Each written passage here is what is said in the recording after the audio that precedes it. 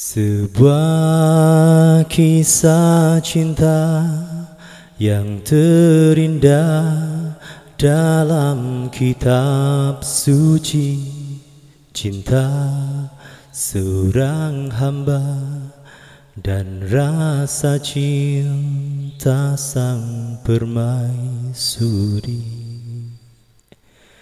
Ingin lepas dari ikatan sang raja dan akhirnya bersandiwara dia merayu hamba yang mempesona. Tuhan takdirkan rasa cinta di hati mereka dan sabar menanti mereka terpisah sementara hingga di akhir cerita Tuhan satukan mereka penuh syukur dan bahagia mereka hidup bersama.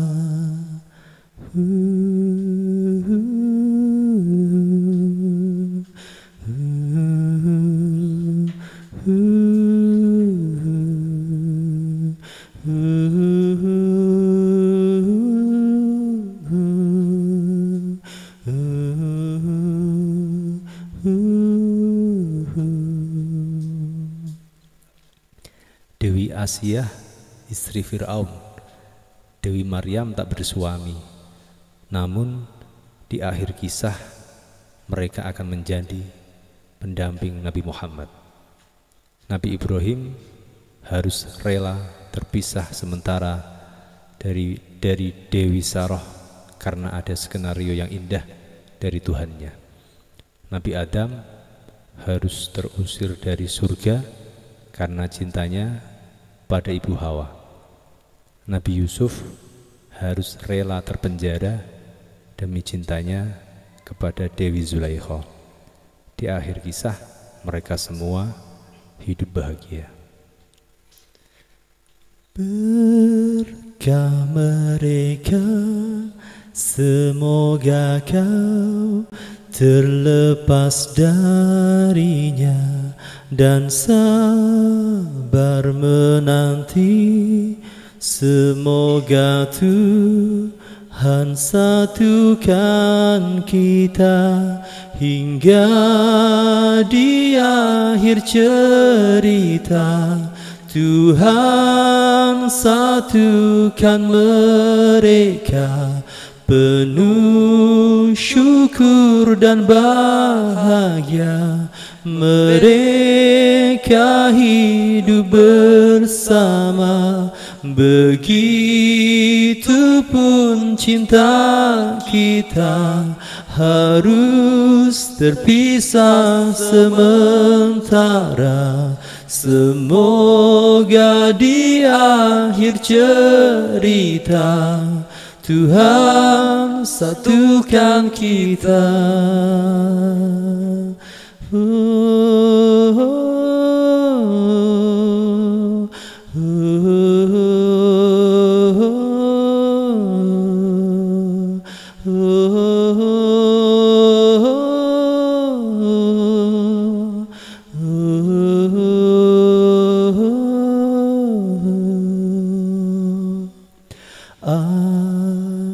Aku di sini menantimu, begitupun kamu. Berkah mereka, Tuhan satukan aku dan kamu. Amin. Amin. Iya, mau diterangkan? Nggih, monggo. Aduh, aku baper kok. Aduh. Kayaknya kita nanti tidak usah baca Facebook dulu. Nanti jadi ambiar nanti. Kita fokus ke kisah cinta ini aja. Ya, tak urutkan kisah ini dengan cerita di Al-Quran tadi. Sebuah kisah cinta yang terindah dalam kitab suci. Cinta seorang hamba, Nabi Yusuf, dan rasa cinta sang permaisuri, Siti Zulaikha. Kenapa saya pakai nama permaisuri? Supaya terlihat bahwa beliau adalah seorang yang paling cantik di zamannya. Ingin lepas dari ikatan sang raja dan akhirnya ingin lepas dari ikatan sang raja. Kenapa saya tulis sang raja? Karena kalau ditulis menteri tidak enak. Ingin lepas dari ikatan sang menteri tidak enak, berkuasa gitu aja. Dan akhirnya bersandiwara. Mulailah dia melakukan sandiwaranya itu. Sandiwara bukan berarti berpura-pura, artinya mulailah dia memainkan perannya. Perannya itu dimulai ketika dia merayu hamba yang mempesona. Oh ya, seperti cerita tadi. Lalu Tuhan takdirkan rasa cinta di hati mereka. Walaqad hammat bihi wa hamma biha. Mereka sengaja diberikan rasa cinta oleh Gusti Allah, sama-sama cinta. Sabar menanti, mereka terpisah sementara. Coba kalian hitung, berapa tahun mereka pisah? Di penjara 7 tahun. 7 tahun. Terus masa hilang. Masa itu Pencarian. Masa subur tadi kan 7 tahun, 7 7 tahun. berarti 14. Enggak, yang subur kan 14. 7. 7 subur, 7 paceklik. 7 subur tambah 7 di penjara berarti 14 tahun. Ketika mulai masa paceklik, itu udah mulai ketemu. Berarti sekitar 15 tahun mereka terpisah. Saya 20 tahun. Ini 15 tahun. 20 tahun, semoga 17 tahun. sementara 20 tahun aja. Lalu Ada yang bilang 16 tahun. Ya, 16 tahun di penjara. Lalu hingga di akhir cerita, karena kesabaran mereka, hingga di akhir cerita Tuhan satukan mereka. Setelah ketemu, penuh syukur dan bahagia, mereka hidup bersama. Oke, masuk. Lalu kita masuk ke puisi. Nah, Ini itu termasuk yang kemarin tanya-tanya tentang jodoh-jodoh ya Mas. Ya, kalau udah meninggal pasangannya siapa? Dewi Asyah istri Fir'aun, Dewi Maryam tak bersuami. Namun di akhir kisah nanti mereka akan menjadi pendamping Nabi Muhammad SAW. Mestinya ada satu lagi istri Nabi nanti di akhirat, namanya Kulthum, adiknya Nabi Musa. Tapi tidak saya cantumkan di sini karena kisahnya kurang begitu dikenal. Lalu Nabi Ibrahim harus rela terpisah sementara dari Dewi Sarah karena ada skenario yang indah dari Tuhannya. Apa ceritanya? Dewi Sarah itu istri pertama. Istri keduanya siapa? Saya lupa. Dewi Hajar. Oh iya, Dewi Hajar. Dewi Hajar. Dewi Hajar ibunya Nabi Ismail. Dewi Sarah ibunya Nabi Ishak. Mereka jadi asalnya Nabi Ibrahim dan Dewi Sarah tidak punya anak. Sengaja dipisahkan sementara. Lalu singkat cerita, Siti Hajar kan istri kedua. Nah, ketika setelah dinikahkan dengan Siti Hajar, akhirnya mereka berdua sama-sama punya anak. Dan anaknya itu yang jadi pemeran utama, sehingga yang satu menurunkan Nabi Yusuf tadi, yang satu menurunkan Nabi Muhammad SAW. Lalu Nabi Adam harus terusir dari surga karena cintanya pada ibu Hawa. Kok bisa Nabi Adam diusir dari karena apa? Karena mengikuti kata-katanya. Bener deh. Katanya ibu Hawa toh? Permintaan ibu Hawa toh? Padahal dia tahu bahwa itu larangan dari Gusti Allah. Karena apa? Cinta.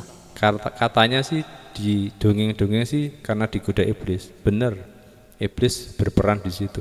Tapi kalau kita tarik ke hasilnya, hasil godaan iblis tadi kan akhirnya dia mau menuruti keinginan dari Ibu Hawa. Kalau dia tidak cinta sama Ibu Hawa, tidak bakal dituruti. Iya sih. Gitu. Iya. Jadi kayaknya cintanya. Terakhir, Nabi Yusuf harus rela terpenjara demi cintanya kepada Dewi Zulaikha tadi. Karena dia, kalau dia mau, Siti Zulaikha yang dipenjara, bukan dia. Biarkan saya saja yang dipenjara, Siti Zulaikha tetap di luar. Di akhir kisah, mereka semua dari awal sampai akhir, mereka hidup bahagia. Nah, ketika sudah menceritakan kisah-kisah itu, lalu kita sebagai santri biasanya wasilah. Nah, inilah. Lalu wasilahnya berdoa berkah mereka, semoga kau terlepas darinya. Awas, jangan salah paham. Jangan salah paham. Jangan salah paham. Jangan salah paham. Jangan salah paham, Riz. Jadi ada seseorang yang saya doakan semoga dia terlepas darinya. Darinya itu apa? Dari penderitaannya. Bukan dari orang, dari penderitaan. Karena kamu tahu penderitaan apa yang paling berat? Disakiti fisikmu tidak begitu berat. Disakiti hatimu tidak begitu berat. Ada yang lebih berat daripada itu. Ketika kalian punya cinta tapi tidak bisa tersampaikan. Wampok kowe. Rena bani piye? Nek kamu tersakiti iki bisa diobati. Kalau luka, kamu luka hati bisa diobati. Kamu punya cinta tidak tersampaikan. Obatnya hanya apa? Ya bersatu. Bertemu. Kata itu wasilah ini semoga engkau atau kamu terlepas dari penderitaanmu. Iya, kamu. Terus sabar menanti, semoga Tuhan satukan kita. Wes. Begitupun cinta kita harus terpisah sementara, semoga di akhir cerita Tuhan satukan kita. Gara-gara lagu ini saya pernah dimarahi orang. Ceritamu kok pada Nabi Yusuf. Gak terima dia. Saya bilang, saya ndak nyamain. Saya hanya bercerita tentang Nabi Yusuf, lalu saya doa wasilah dengan ceritanya Nabi Yusuf. Jika ada yang mirip-mirip, itu bukan disengaja. Kayak film ya. Film, itu bukan disengaja. Kalau jika ada kesamaan nama dan karakter, tidak sengaja. Oke ya. Oke sekali.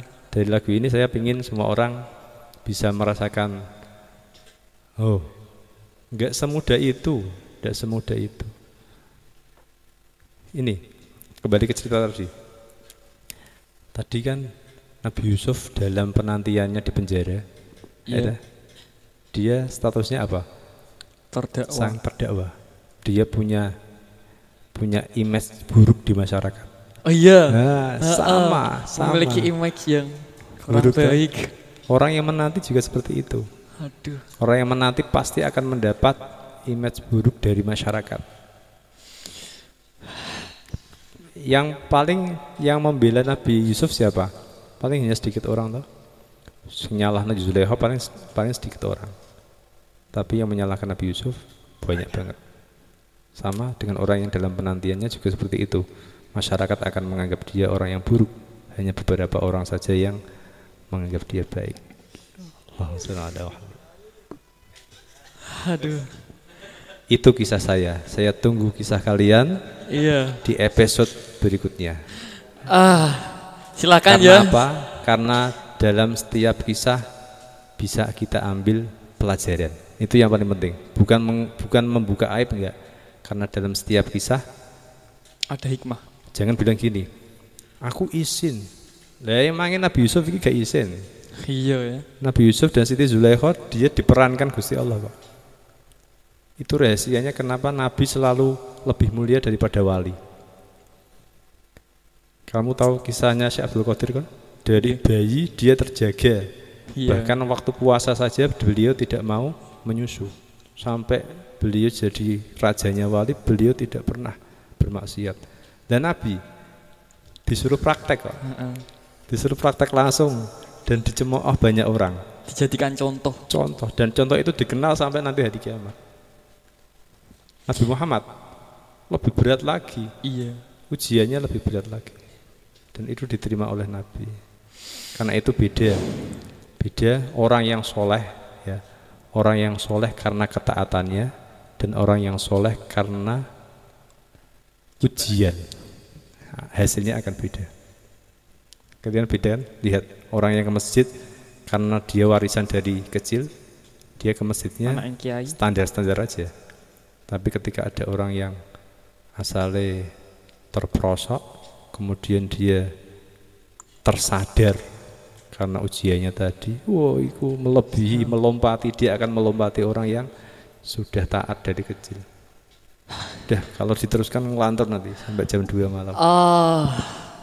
Cukup nggih tentang tadarus. Iya, mungkin itu.